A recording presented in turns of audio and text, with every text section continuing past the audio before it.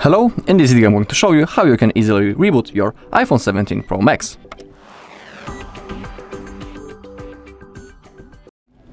Okay, but before we start, let's discuss why it's even worth to perform a reboot of our iPhone. Basically, during that process, our RAM gets freed up, our phone rests, we can say in that way.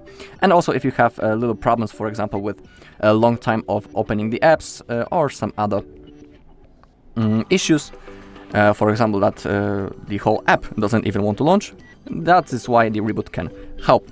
To perform a reboot, we need to click volume up, volume down, and hold the power button for a little. So let's do it. Volume up, volume down, and now power button. If it doesn't want to work, try again. Just like that.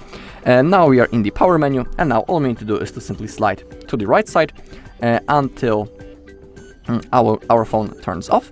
Now we need to simply wait a little. Let's wait a few seconds. And now to launch it, simply hold the power button. Let's hold for a while.